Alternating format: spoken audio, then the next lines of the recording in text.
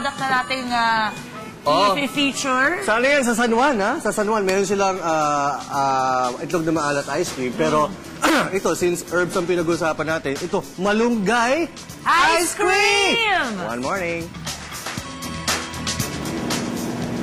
Good morning everyone, I'm Fel Antaso and I'm here sa Buchi's Recipes La Moderna, Wilson Street dito sa Green Hills. Dito makikita mo yung mga Pampangas delicacies. At dito rin makikita mo ang kakaibang ice cream, tinatawag na healthy ice cream. Have you heard about malunggay ice cream? Let's find out kung ano nga ba ito. Alam naman natin na ang malunggay ay isa sa pinakamasustansyang gulay. Ito ay may scientific name na Moringa oleifera lamp. And it's one of the most useful plants sa buong mundo. Sa dami nga na nagagawa nito, tinatawag na rin itong mother's best friend and miracle vegetable. Ito ay kinakain, antibiotic, source of oil, at madami pang iba. Pero naisip mo na ba ito para gawing ice cream?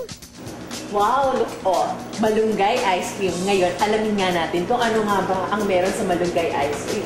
Can you tell us more about malunggay ice cream? Okay, it's basically yung dirty ice cream na tinatawag, pero hinaluan, instead of mango or chocolate or ube, hinaluan siya nung malunggay, which is a green leafy vegetable. So, ang ginagawa nung gumagawa niya for us is, pinipuree niya yung malunggay, tapos hinahalo niya doon sa ice cream base na vanilla, tapos dinalagay niya ng konting keso. Para nga naman yun yung medyo mag-dominate. Yung malunggay very subtle lang yung lasa niya. Parang hindi naman siya maglasa, parang gulay talaga. Tikman ko nga kung ano bang lasa ito. Baka naman lasa kumakain naman ng tao. Actually, magandang paraan yan para yung mga anak natin or yung mga bata, papakain natin ng gulay. So, gawin natin siya into ice cream. And ang sarap niya ha, hindi talaga siya lasa ang malunggay. Wala akong nalalasahan. Very subtle lang. Actually, sabi ng iba, very. That's right. Parang yung sabi ng iba, parang green tea, pero yun, talagang malunggay siya. Can you shelf life na ng iyong malunggay? Tumatagal ba siya? Okay, like any ice cream, after you purchase it, ilagay nyo lang siya sa freezer. Pero ang gusto ko lang i-highlight dito sa malunggay ice cream na to, kasi yung commercial variety ng ice cream, it's dairy product, it's milk.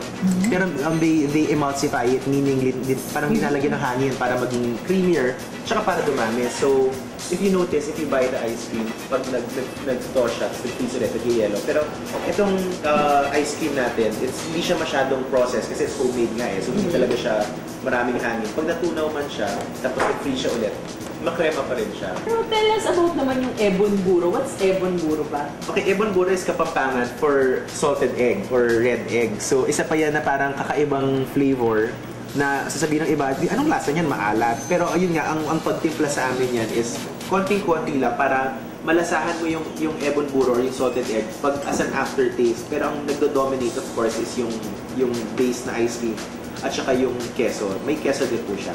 Buti puro healthy ano yung naiisip niyo. Meron pa kayong buko cheese diet. Yes, oo. Well, actually, una namin binenta yung ebon buro at saka yung malunggay. Pero sabi ko sa mga partners na cousins ko, dapat meron din tayong option na hindi masyadong exotic para doon sa hindi masyadong adventurous. And ito talaga yung in-order namin pag may handa kami. Before namin natuklasan yung malunggay at ebon buro, buko cheese diet ang ginagawa namin na talagang masarap, very refreshing.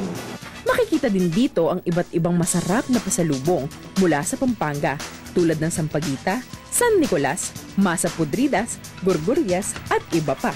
Inaanyayahan po pa namin kayo na subukan tong ice cream. But aside from that, ang dami po natin yung masusubukan dito sa Buchi's Recipes, yung mga tinapay po natin. And aside from that, very briefly lang po, meron din po kaming restaurant dito. So we serve yung mga pagkain na hinahanda namin pag may fiesta kami sa Pampanga. Lahat ng mga fiesta food na yun, sinaserve po namin dito sa Buchi's Recipes. Mga beef kaliteran, crab adobo, popoy, lumpiang sariwa, lahat po yan ay available dito sa Buchi's Recipes. Okay, samantalang ako, titikman ko muna yung mga ice cream dito. Pagkatapos yan, subukan mo ang ebong buro.